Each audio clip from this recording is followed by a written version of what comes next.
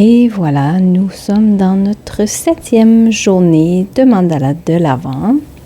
On avait commencé cette petite ampoule. Voyons voir où ça nous mène aujourd'hui. Je pense qu'on va aller développer ce concept-là pour cette vidéo.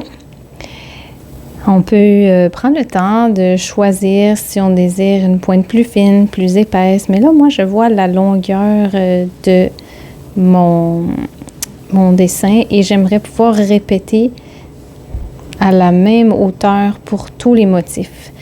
Voilà ce que je disais quand je vous parlais de pouvoir reprendre le compas quand on voulait, de pouvoir retracer une ligne guide quand on voulait.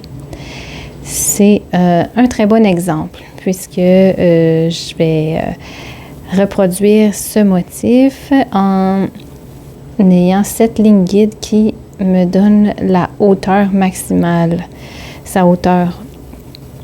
C'est à ça que ça va me servir. Évidemment, après, elles seront effacées. Mais ça me permet de répéter un motif de plus en plus identique. Autant que possible, bien entendu. Jamais exactement. Comme on disait, on n'est pas des robots. Voilà, je pense que je vais tracer une espèce de petite fleur. En même temps, je ne veux pas trop la surcharger. Donc, je vais commencer par ça. Souvent, on peut commencer avec un motif très simple qu'on répète. Et ensuite, un peu à la fois, on ajoute des détails jusqu'à ce qu'on sente que c'est comblé. J'ai toujours peur un peu d'alourdir, puisqu'avant, c'était vraiment ma tendance de surcharger. Évidemment, ça dépend aussi de notre état d'esprit du moment. Hein. Si on se sent vraiment comme ça, souvent on va avoir tendance à bien remplir tous les espaces avec énormément de détails et oublier que les espaces blancs sont tout aussi nécessaires et qui vont peut-être éventuellement être des espaces de couleur si on décide de colorier. Alors, je vous dirais, on est mieux d'en mettre moins que plus. Et ensuite, quand on prend un peu de recul, ou que ce soit par exemple la journée suivante, mais là, on a une vue d'ensemble un peu différente que quand on a le nez dessus. Et c'est plus facile de juger si on considère qu'il manque un certain équilibre, donc on doit combler des espaces ou plutôt arrêter et passer à un motif suivant.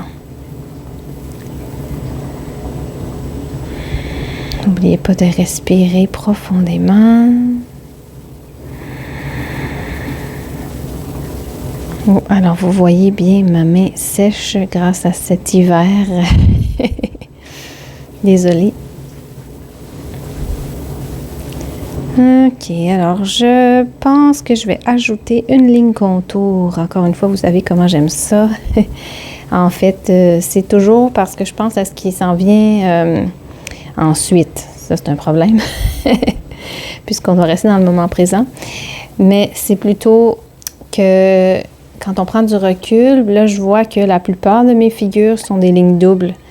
Donc, je vais l'ajouter ici pour que ça soit plus équilibré, pour que ça fasse partie du tout, que ça ait ce trait caractéristique qui unit, en fait, les différents motifs. Voilà, voilà. Je prends un petit peu de recul maintenant. Finalement, je trouve que la texture, elles sont vraiment intéressantes. Je ne m'attendais pas à ça. C'est la première fois que j'essayais ça, puisque, comme je vous dis, quand je trace ce mandala, je le fais en même temps que je filme. Et pour que vous voyez un peu le processus, ce qui se passe dans ma tête, ce qui se passe sur le papier. Et je partage avec vous. En toute honnêteté, maintenant, je vais chercher une pointe plus fine. Je pense que je vais rajouter un petit peu de texture dans ce qu'on vient de tracer avec ces petites fleurs-là, avec un trait très, très fin. Voilà. Je vais zoomer un peu.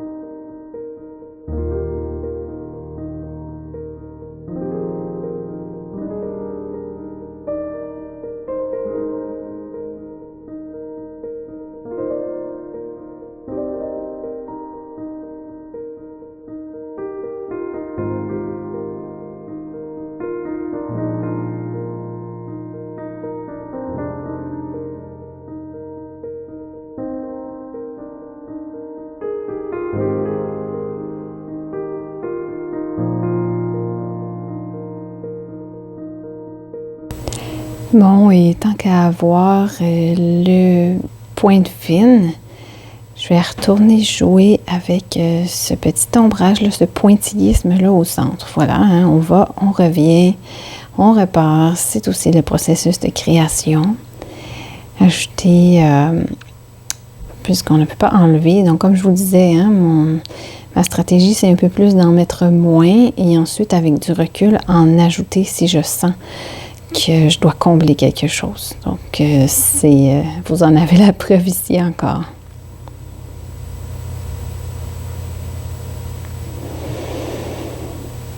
Et voilà. On continue. Alors peut-être que vous pouviez remplir d'autres formes qu'on vient de tracer avec cette même technique de pointillisme, si vous en avez envie. À vous de jouer.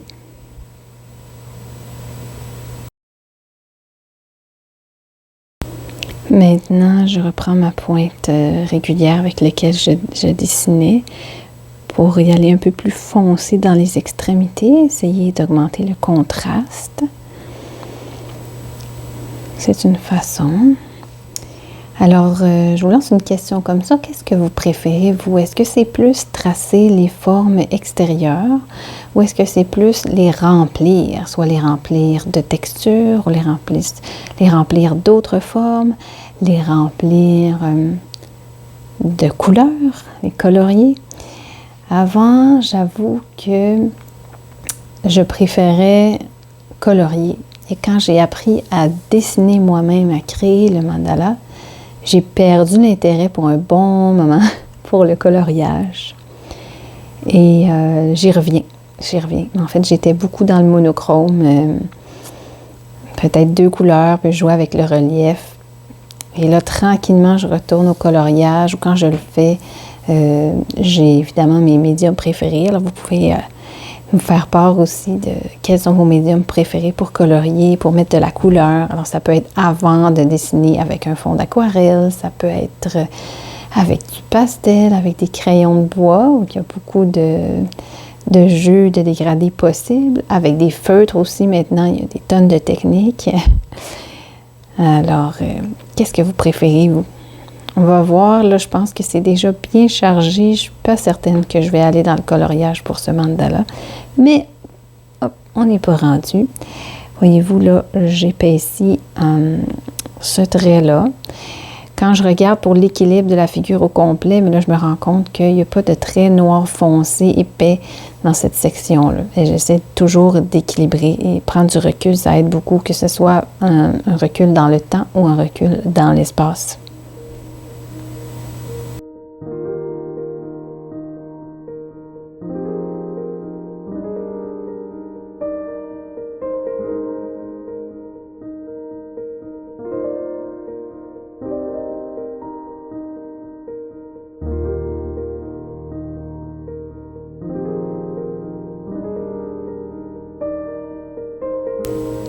Bon, suite à ces quelques petites retouches, je vous dirais à demain. Merci.